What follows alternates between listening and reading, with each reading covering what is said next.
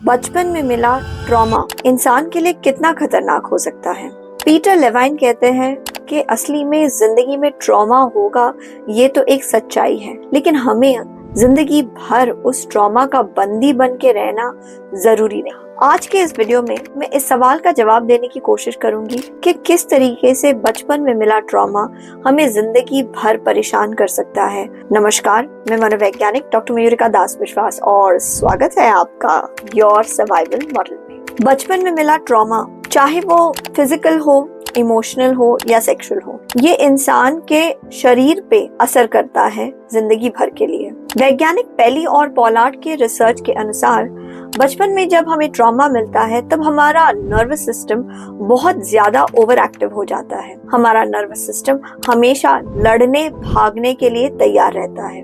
अगर हम हमेशा फाइट और फ्लाइट मोड पे रहेंगे तो आप सोचिए इसके वजह से हमारे नर्वस सिस्टम के ऊपर कितना ज्यादा दबाव पड़ता है। हम थकने लगते हैं अंदर से, हमारे सेल्स थकने लगते हैं अंदर से। इसका फलस्वरूप ये होता है कि हमें ऑटो इम्यून डिजीजेस हो सकती हैं या स्ट्रेस से जुड़ी दूसरी डिजीजेस। आपको क्या लगता है, डायबिटीज, माइग्रेन, हाइपरटेंशन लोगों को यूं ही हो जाते हैं जबकि उनके फैमिली में किसी को भी ये दिक्कतें नहीं थी? ये सब बहुत लंबे समय तक स्ट्रेस में जीने के कारण से ही होता है। जब इंसान बचपन के ट्रॉमा से नहीं उभरते और फिर उसके बाद हमेशा चौकन्ने रहते हैं, हमेशा डरे हुए रहते हैं, तो इस स्ट्रेस की वजह से उन्हें बहुत तरह तरह की शारीरिक तकलीफें हो सकती है। ट्रॉमा का हमारे मस्तिष्क के ऊपर भी बहुत बुरा असर पड़ता है। हमारे मिड ब्रेन में एक ऑर्गन है जिसका नाम है एमिग्डाला, जो जांच लेता है कि हमें डरना चाहिए, नहीं डरना चाहिए, अलर्ट होना चाहिए, नहीं अलर्ट होना चाहिए। ट्रॉमा के वजह से ये एमिग्डाला ओवर एक्टिव हो जाता है और छोटी बड़ी चीजों में ज्यादा डरने लगता है। जैसे कि अगर ट्रॉमेटिक बच्चों को टीचर ने डांट दिया और कहा कि निकल जाओ क्लास के बाहर, तो बच्चे इतने ज्यादा डर जाएंगे कि घबराने लगेंगे, पढ़ना छोड़ देंगे, पढ़ाई में बुरे नंबर लाने लगेंगे, किसी से दोस्ती नहीं करेंगे, हमेशा अलर्ट रहेंगे, उस टीचर से डरेंगे, नए दोस्त बनाने से डरेंगे, किसी भी नए एक्सपीरियंस को लेने से डरेंगे और अपने जिंदगी में एक डिस्काउंटिव अप्रोच से ही जिएंगे। डिस्काउंटिव अप्रोच का मतलब है हर चीज से अपने आप को बचा बचा के रखना, कोई नई चीज ट्राई नहीं करना, हमेशा अलर्ट रहना, अपॉर्चुनिटीज को ना बोलना, क्योंकि क्या पता कौन सी अपॉर्चुनिटी में कितना बड़ा रिस्क है, क्या पता कौन सा इंसान जो हमसे अच्छा बन रहा है असल में हमारा कितना बुरा चाहता है और बुरा करने की कैपेसिटी रखता है। जब इंसान बहुत समय तक ट्रॉमा में जीता है तो धीरे धीरे उसके हिपोकैम्पस पे भी असर पड़ता है। हिपोकैम्पस वो अंग है जो हमें याददाश्त में और सीखने में मदद करता है। जब हिपोकैम्पस पे असर पड़ने लगता है तो ऐसे बच्चे आसानी से पढ़ाई में अच्छा नहीं कर पाते, उनको नई चीजें सीखने में दिक्कत होती है, साथ ही साथ उन्हें चीजें याद करने में, उनकी मेमोरी में भी उन्हें प्रॉब्लम होने लगती है। इससे उनका स्कूल का परफॉर्मेंस भी खराब होता है और साथ ही साथ जिंदगी में कम सक्सेस मिलने के कारण वो अपने आप को सच में कमजोर मानने लगते हैं। वो बात है ना कि जब एक तरीके का मसल बढ़ता है तो दूसरे तरीके के मसल में ग्रोथ नहीं होती। ठीक उसी तरीके से जब हमारा अलर्टिंग सिस्टम बहुत ज्यादा एक्टिव रहता है, जब हमारा मिड ब्रेन हाई अलर्ट पे रहता है और हमेशा जांचता रहता है कि क्या गड़बड़ है, क्या गड़बड़ है, कौन हमें मारने वाला है, कौन हमें गलत तरीके से छूने वाला है, कौन हमें ठगने वाला है, जब हमारा मिड ब्रेन इस तरीके से ओवर एक्टिव रहेगा, हमारे ऑटोनॉमिक नर्वस सिस्टम को हमेशा चार्ज रखेगा, तो हम डरने के काम में स्पेशल बन जाएंगे, लेकिन लॉन्ग टर्म प्रॉब्लम सॉल्व करने के काम में कमजोर हो जाएंगे। हमारा प्रीफ्रंटल कॉर्टेक्स जो लॉन्ग टर्म प्रॉब्लम्स को जांचता है, परखता है, एनालाइज करता है, सॉल्यूशंस निकालता है, ये प्रीफ्रंटल कॉर्टेक्स धीरे धीरे कमजोर होने लगता है अगर हम बहुत ज्यादा ट्रॉमेटिक सिचुएशन में रहे। वैज्ञानिक एंडा और उनके साथियों ने मिलकर ये पाया है कि जो बच्चे बचपन में चाइल्डहुड ट्रॉमा से गुजरते हैं, बड़े होके उनके अंदर मेंटल डिसऑर्डर्स जैसे कि डिप्रेशन, एंजाइटी, साइकोटिक प्रॉब्लम्स ये सब होने के चांसेस बढ़ जाते हैं। जब आप अपने आसपास कुछ ऐसे दोस्तों को देखते हैं जो बहुत ज्यादा ही दोस्ती करते हैं, किसी के पीछे हाथ धो के पड़ जाएंगे, बहुत चिपकू टाइप के लोग हैं, या फिर ऐसे लोग जो अच्छे से बात नहीं करते, हमेशा शक करते रहते हैं, इन लोगों को देख के हम क्या कहते हैं? पागल है, कैसी पर्सनालिटी है, कॉन्फिडेंस नहीं है इसके अंदर, इसीलिए आगे बढ़ के नई अपॉर्चुनिटीज को नहीं लेता। लेकिन क्या हमने ये सोचा है कि ये लोग इस तरीके के क्यों हैं? कई बार ये देखा गया है कि जो बच्चे एक छोटी उम्र में ही ट्रॉमेटिक सिचुएशन से गुजरते हैं, वो सोशल विड्रॉल में चले जाते हैं। उन्होंने देखा है कि घर में ही वो सुरक्षित नहीं है, कभी भी कुछ भी हो सकता है, कुछ बुरा हो सकता है, कोई गलत तरीके से छू लेता है तो कभी भी छोटी सी गलती पे मार पड़ जाती है। तो वो समाज में भी दूसरों पे भरोसा नहीं करना चाहते और दूसरों से भी बच बच के रहते हैं, नए दोस्त नहीं बनाते और सोशल विड्रॉल में ही जीते हैं। कभी सोचा है कि उनके इस बिहेवियर, जिससे कहा जाता है फॉनिंग, उसके पीछे भी ट्रॉमा हो सकता है? कई बार लोग जब ट्रॉमेटिक सिचुएशन से गुजरते हैं तब उनकी पूरी होप इस बात पे आ जाती है कि उन्हें कोई ऐसा खास दोस्त मिलेगा, कोई ऐसा खास प्रेमी मिलेगा जिसके बाद उनकी जिंदगी के सारे दुख कष्ट सब के सब खत्म हो जाएंगे। और इसीलिए वो अपना पूरा ध्यान एक समय पर एक इंसान पर कंप्लीटली डाल देते हैं और उसके साथ चिपकने की कोशिश करते, चिपकू बन जाते हैं। उन्हें ये नहीं लगता कि वो बहुत सारे लोगों के साथ दोस्ती कर सकते हैं, उन्हें नहीं लगता कि वो डिजर्व करते हैं कि उन्हें बहुत सारे लोग प्यार करेंगे, उन्हें नहीं लगता कि उनके पास इतनी एनर्जी है कि वो बहुत सारे लोगों की दोस्ती और समर्थन को जीत सकते हैं। इसलिए वो सोचते हैं बस जितना हो सके मस्का पॉलिश करके अगर एक दोस्त मिल जाए वो काफी है, अगर एक प्रेमी मिल जाए तो बस मुझे और कोई नहीं चाहिए। ये बेचारे लोग इस बात को नहीं समझ पाते कि एक इंसान के साथ बहुत ज्यादा स्ट्रॉन्ग रिलेशनशिप जब हम बनाने की कोशिश करते हैं तो वो रिलेशनशिप उस इंसान के लिए बहुत हावी होने लगता है। वो दूसरा इंसान इस तरीके के बहुत ही ज्यादा स्ट्रॉन्ग अटैचमेंट वाले रिलेशनशिप में सफोकेट महसूस कर सकता है। कभी सोचा है कि जो इंसान जिंदगी में नेगेटिव बन जाते हैं वो नेगेटिव कैसे बनते हैं? अचानक, रातों रात, किसी एक इंसिडेंस की वजह से? बिल्कुल नहीं। एरन बेक ने ये पाया है कि किस तरीके से जब लोगों के साथ बुरी चीजें घटती रहती है बार बार लगातार, उसके बाद जाके वो पेसिमिस्टिक इंसान बन जाते हैं। जब उनके पास ट्रॉमा देने वाले, छोटी छोटी बातों पर बहुत ज्यादा पनिशमेंट देने वाले घर वाले होते हैं जो उनके साथ बुरा करते हैं बार बार लगातार, उसके बाद जाके कहीं एक इंसान निराशावादी बनता है। तो कभी किसी के निराशावाद के ऊपर मजाक मत उड़ाओ दोस्त। समझो कि उसका निराशावाद जो है वो रातों रात नहीं बना। न कोई इंसान रातों रात निराशावादी बनता है और ना ही कोई इंसान रातों रात अपने आप को सेल्फ हार्म करना सीखता है। सेल्फ हार्म वाले बिहेवियर में बहुत तरह के सेल्फ हार्म आते हैं। चाइल्डहुड ट्रॉमा की वजह से लोग कई बार सेल्फ हार्म में बहुत ज्यादा खराब खाना खाते हैं जो उनके शरीर को नुकसान पहुंचाता है। सिगरेट पीते हैं, नशा करते हैं, वो भी उनके शरीर को नुकसान पहुंचाता है। कई बार अपने मानसिक तकलीफ से ध्यान हटाने के लिए वो अपने आप को शारीरिक तकलीफ देते हैं, जैसे कि हाथ पटकना, सर पटकना, शरीर में काट लेना, कहीं पे खून बहाना।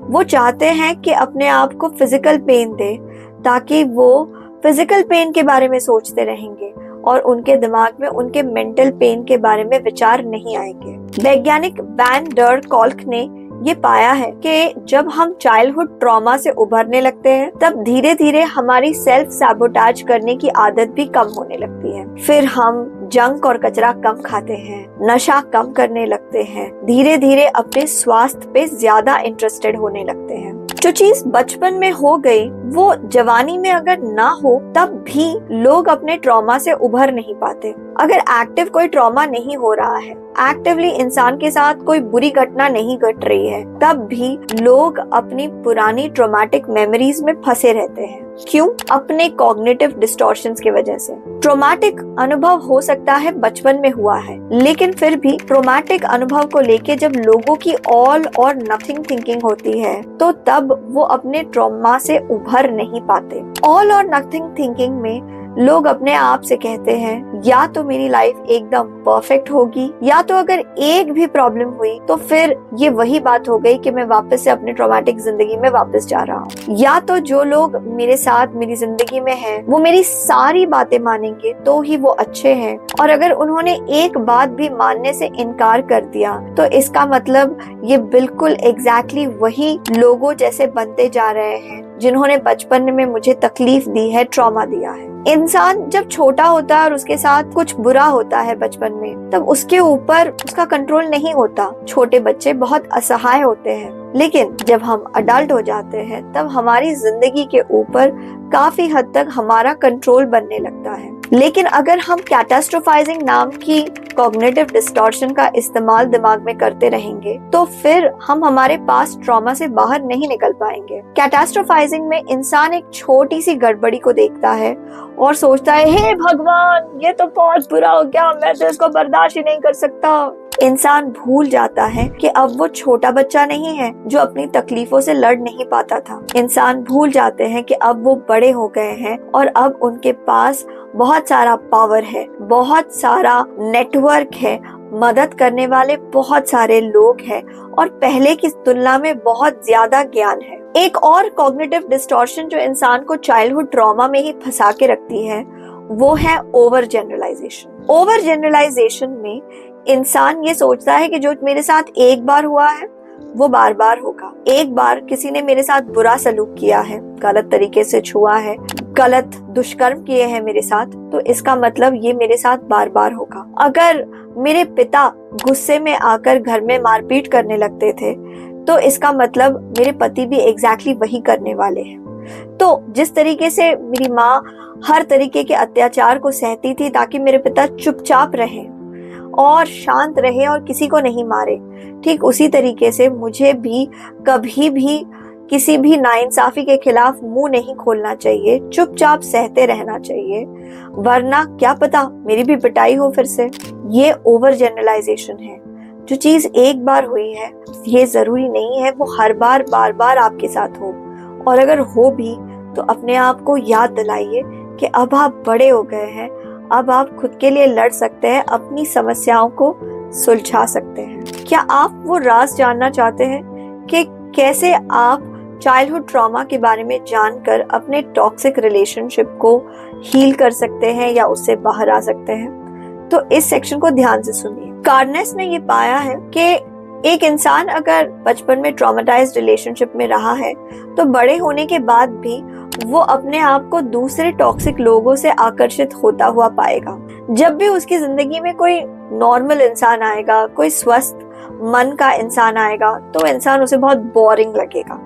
लेकिन अगर ट्रॉमेटाइज इंसान की जिंदगी में कोई टॉक्सिक इंसान आता है तो फिर वो टॉक्सिक इंसान उसे आकर्षक लगने लगता है। पहली बात ये है कि आकर्षक वो इसलिए लगता है क्योंकि उसे लगता है कि ये टॉक्सिक इंसान अगर मेरी जिंदगी में आएगा और अगर इसकी टॉक्सिसिटी को मैंने खत्म कर दिया, इसको मैंने सुधार दिया, तो मैं अपनी जिंदगी की एक बड़ी गुत्थी को सुलझा लूंगा, एक अनफिनिश्ड बिजनेस को फिनिश कर लूंगा। वो प्रॉब्लम जिसे मैंने बचपन में नहीं सुलझाया उसे अडल्ट लाइफ में सुलझाने का मुझे मौका मिलेगा, वो ग्लोरी मिलेगी कि वो चीज जो मैं एज अब बच्चा नहीं कर सका, बचपन में नहीं कर सका, वो मैं अब कर रहा हूँ। साथ ही साथ इन लोगों को विश्वास नहीं होता कि ये अच्छे रिलेशनशिप डिजर्व करते हैं।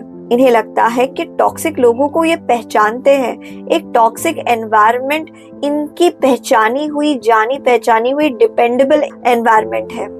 भले बुरी है लेकिन इस एनवायरनमेंट को वो जानते हैं, कुछ अनप्रेडिक्टेबल नहीं होगा, तो इसलिए वो प्रेडिक्टेबल दुख लेने के लिए रेडी है लेकिन अनप्रेडिक्टेबल सुख के प्रति आकर्षित होने से डरते हैं। दोस्तों, हम हेल्पलेस पैदा नहीं होते, हमारी जिंदगी में जो अनुभव हमें होते हैं ना वो हमें हेल्पलेस बनना सिखाते हैं। Helplessness is a learned behaviour. इसके पीछे का मनोवैज्ञानिक रिसर्च मैं आपको बताती हूँ। मार्टिन सेलिगमैन ने एक बहुत ही भयानक एक्सपेरिमेंट कुत्तों के साथ किया। सेलिगमैन को इस एक्सपेरिमेंट को करने का बिल्कुल गर्व नहीं है, लेकिन मनोविज्ञान के नाम पर, साइंस के लिए ये एक्सपेरिमेंट करना उन्हें लगा कि जरूरी है। एक्सपेरिमेंट में कुत्तों को एक केज में रखा जाता था और फिर उसके बाद कुत्ते को शॉक दिया जाता था। कुछ कुत्तों के पास ऑप्शन था कि उस हल्के डिग्री के शॉक से बचने के लिए वो एक लिवर दबा सकते हैं, जिससे गेट खुल जाता था और वो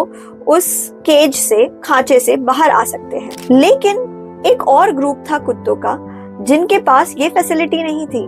अगर उन्हें वो हल्का शॉक मिल रहा था तो चाहे वो जितना भी भौंके, जितना भी कुछ कर ले, उनके पास कोई ऑप्शन नहीं था कि वो उस सिचुएशन से बाहर निकल सके। कोई लिवर नहीं था। बाद में देखा गया कि अगर ऐसे कुत्तों को जिन्हें पहले लिवर वाला खांचा नहीं दिया गया, जिन्हें ऐसे खांचे दिए गए जिसमें से बाहर निकलने का मौका ही नहीं था, उनको अगर ऐसे खांचे में डाला गया जिसमें लिवर दबा के बाहर निकल सकते हैं, तब भी वो लिवर दबाने को तैयार नहीं थे। अगर उन्हें दिखाया गया कि कैसे लिवर दबा के आप शॉक से बच सकते हो और खांचे से बाहर निकल सकते हो, तब भी वो कुत्ते शॉक खाने के लिए रेडी थे, लेकिन लिवर दबा के शॉक से बचने के लिए रेडी नहीं थे। मार्टिन सेलिगमैन ने ये पाया कि किस तरीके से हम धीरे धीरे जिंदगी में असहाय होना सीख लेते हैं, और जब हम इसे सीख लेते हैं ये हमारे दिमाग में बैठ जाती है। हम फिर उसके बाद कोशिश करने से डरते हैं। हमें लगता है कोशिश करने का कोई मतलब है ही नहीं। ट्रॉमा का असर एक जनरेशन से दूसरे, दूसरे से तीसरे तक पहुंच सकता है। हमारे देश में ऐसे कई बार हुए हैं जब लोग भयंकर ट्रॉमेटिक इंसिडेंसेस से गुजर चुके हैं, चाहे वो पार्टीशन के समय हुए दंगे हो या फिर सिखों के ऊपर हुए दंगे हो, जिनमें बहुत सारे लोगों ने अपनी जान को और अपने प्रियजनों को गंवाया। ये ट्रॉमा लोगों को डरा देते हैं, लोगों को कमजोर बना देते हैं, ज्यादा घबराने पर मजबूर कर देते हैं, और इसका असर सारी जिंदगी रहता है। मैं हमेशा सोचती थी कि मेरी मम्मी इतनी ज्यादा डरपोक किस्म की इंसान क्यों है, वो हमेशा हर चीज में इतना डरती क्यों है, इतना मुझे रोक टोक क्यों लगाती है, हर चीज में वो नेगेटिव प्रेडिक्शन क्यों करती रहती है। एक बार मैंने उनसे पूछा, आपको क्या लगता है हमेशा क्या कुछ बुरा ही होगा, आप इतने डरपोक किस्म के इंसान क्यों हैं? मतलब क्यों है, जरा सोचो, आप इतने डरपोक किस्म के इंसान क्यों हैं? उन्होंने जो जवाब दिया, उस जवाब ने मेरा दिल दहला दिया और मुझे हमेशा के लिए बदल दिया। उन्होंने मुझे कहा कि हाँ, ये तो सोचने वाली बात है, तो मैं इतना क्यों डरती हूँ। जब मैं बचपन में दोस्तों के साथ खेलती थी तब बड़ी बड़ी नदियों को आसानी से पार कर जाती थी, इस पार से उस पार तक तैर जाती थी, मस्ती करती थी, बहुत शैतानी करती थी, तो मैं कब इतनी ज्यादा डरपोक बन गई। फिर उन्होंने मुझे कहा कि किस तरीके से जब वो स्कूल में 8th स्टैंडर्ड में थी तब बांग्लादेश पाकिस्तान से अलग हो गया। पाकिस्तानी आर्मी गांव-गांव में घुसकर लोगों को मार रही थी, परेशान कर रही थी। ऐसे समय में वो और उनका परिवार शरणार्थी बन के इंडिया की तरफ आ रहे थे। भारत देश में आते वक्त वो कई दिनों तक मीलों मील चल रहे थे।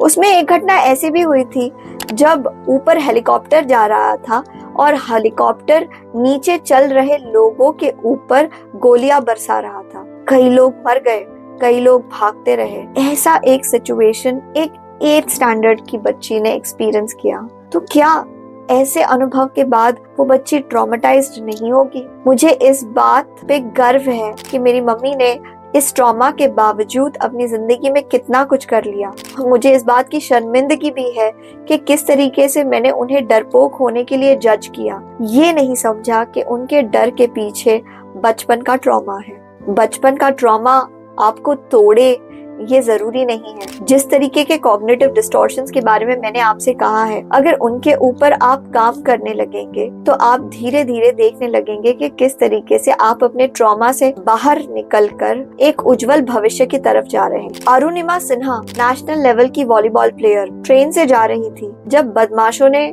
उनके ऊपर अटैक किया, गाड़ी से फेंक दिया और फिर उस इंसिडेंट के बाद उनका पैर कट गया। इसके बाद इस लड़की ने क्या किया होगा? छोड़ दिया होगा गेम खेलना, छोड़ दी होगी आस? नहीं, इस लड़की ने सबसे पहले लड़ाई की अपने आप से, अपने दिमाग के अंदर, अपने विचारों को सही किया और फिर एक ऐसा चमत्कार किया जिसे हम हमेशा याद रखेंगे। पैर कटे जाने के बावजूद अरुणिमा सिन्हा ने 2013 में एवरेस्ट की चढ़ाई कर दी, जिसे आम लोग पैर होने के बावजूद नहीं कर पाते, वो इस लड़की ने बिना पैरों के कर दिखाया। लक्ष्मी अग्रवाल एक 15 साल की बच्ची थी जब उनके चेहरे के ऊपर दुष्कर्मी ने एसिड डाल दिया। वो भी क्यों? क्योंकि उन्होंने शादी का प्रपोजल रिजेक्ट कर दिया था। इसलिए लक्ष्मी अग्रवाल इससे रुकी नहीं अपनी जिंदगी में। वो आवाज बन गई, बुलंद आवाज उन लड़कियों की जिनके ऊपर अत्याचार होता है। उन्होंने एडवोकेट किया है कि किस तरीके से लड़कियों की सुरक्षा के लिए तगड़े से तगड़े कानून बनने चाहिए। आज लक्ष्मी लड़कियों के लिए एक बहुत ही पावरफुल फिगर है जो उन्हें इंस्पायर करती है, और वो ये सब कर पाई बिकॉज उन्होंने लड़ाई यहाँ पहले की और फिर उसके बाद दुनिया से लड़ना बहुत आसान हो जाता है। हे, आशा करते हैं आपको आज का ये वीडियो पसंद आया है। अब आपकी जिम्मेदारी है कि आप इसे अपने व्हाट्सएप ग्रुप्स में शेयर करें ताकि ज्यादा से ज्यादा लोग चाइल्डहुड ट्रॉमा को समझें और उससे बाहर निकलने के लिए इंस्पायर हो सके। आपके मूल्यवान समय के लिए धन्यवाद।